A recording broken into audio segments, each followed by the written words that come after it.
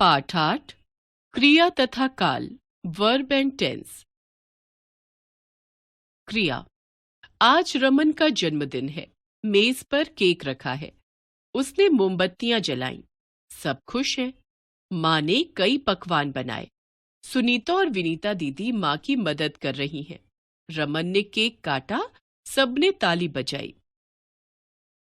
बच्चों, ऊपर दिए वाक्यों में आए रंगीन शब्दों से किसी न किसी कार्य के किए जाने या स्वयं होने का पता चल रहा है। जैसे जलाई, बनाए, मदद कर रही हैं, काटा, बजाई। इन शब्दों में किसी कार्य के किए जाने का संकेत है, रखा है, हैं द्वारा क्रिया के स्वयं होने का पता चल रहा है। अतः हम कह सकते हैं, जिन शब्दों से किसी कार्य के किए जाने या होने की सूचना मिलती है, वे क्रिया शब्द कहलाते हैं। आपने ऊपर के वाक्यों में यह भी देखा कि क्रिया एक शब्द की भी होती है और अनेक शब्दों की भी। इन वाक्यों को देखिए। सब खुश हैं, सब खुश हो रहे हैं, सब खुश हुए, सब खुश हो रहे थे। रवीना ने रस्सी कूदी, रवीना रस्सी कूद रही है। एक बात यह भी ध्यान देने की है कि क्रिया के रूप में लिंग तथा वचन के आधार पर परिवर्तन होता है। लिंग के आधार पर बालिका पढ़ रही है, बालक पढ़ रहा है। वचन के आधार पर बालक पढ़ रहे हैं, बालिकाएं पढ़ रही हैं। तुम पढ़ते हो, वह पढ़ता है, मैं पढ़ता हूं, हम पढ़ते हैं, वे पढ़ते हैं। क्रिया के भेद। कर्म की अपेक्षा के आधार पर क्रिया के दो भेद हैं, सकर्मक क्रिया, अकर्मक क्रिया।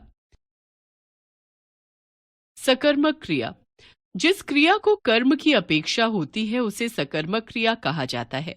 जैसे शिक्षक पुस्तक पढ़ाते हैं, सुनीता आम खाती है। इन दोनों वाक्यों में पुस्तक और आम कर्म है। वाक्य की क्रियाओं में क्या प्रश्न लगाने पर यदि उत्तर मिले तो सकर्मक क्रिया होती है। जैसे शिक्षक क्या पढ़ाते हैं, उत्तर पुस्तक।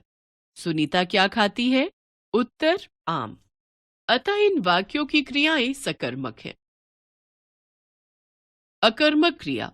वाक्य में आई जिस क्रिया को कर्म की अपेक्षा नहीं होती है उसे अकर्मक क्रिया कहा जाता है। जैसे रामदीन चल रहा है, सुनीता कूद रही है। इन वाक्यों में चलना और कूदना क्रिया को कर्म की अपेक्षा नहीं है। यानी यदि इन वाक्यों की क्रियाओं में क्या लगाकर प्रश्न करें तो कोई उत्तर प्राप्त नहीं होगा। जैसे रामदीन क्या चल रहा है, कोई उत्तर प्राप्त नहीं। सुनीता क्या कूद रही है, कोई उत्तर प्राप्त नहीं। इसलिए ये अकर्मक क्रियाएं हैं। कुछ अन्य सकर्मक तथा अकर्मक क्रियाएं। सकर्मक क्रिया पीना, तोड़ना, देना, देखना, बांटना, लिखना, लेना, भेजना, पाना आदि। अकर्मक क्रिया दौड़ना, रोना, सोना, हंसना, रुकना, आना, उठना, जाना, जागना, घुसना, भागना, बैठना आदि। काल। काल क्या है, इसे समझने के लिए निम्नलिखित वाक्यों पर ध्यान दीजिए। सब लोग खाना खा रहे थे। हम लोग फिल्म देख रहे हैं। कल मेरे बड़े भाई अमेरिका जाएंगे। ऊपर दिए गए वाक्य 1 में रंगीन पद थे से पता चल रहा है कि खाना खाने का कार्य समाप्त हो चुका है। वाक्य 2 में हैं रंगीन पद से पता चल रहा है कि फिल्म देखने का कार्य चल रहा है, तथा वाक्य 3 के रंगीन पद गे से पता चल रहा है कि जाने का कार्य भविष्य में पूरा होगा। इस तरह आपने देखा कि हिंदी में थे, हैं और गे से क्रिया के घटित होने के समय के बारे में पता चलता है। क्रिया के घटित होने के समय की सूचना देने वाले रूपों को ही व्याकरण में काल कहते हैं। काल के भेद। काल के 3 भेद होते हैं, भूतकाल, वर्तमान काल, भविष्यत काल। भूतकाल। क्रिया के जिन चिन्हों से यह पता चले कि क्रिया बीते हुए समय में घटित हुई है वे भूतकाल के चिन्ह होते हैं, तथा वह क्रिया जिसमें ये चिन्ह लगे हैं भूतकाल की होती है। जैसे कल रमन का जन्मदिन था। हमने देर रात तक खुशियां मनाई। वर्तमान काल, जिस समय कोई क्रिया घटित होती है या हो रही होती है, उस समय को व्याकरण में वर्तमान काल कहते हैं। जैसे अध्यापिका पाठ पढ़ा रही हैं, हम खेल रहे हैं।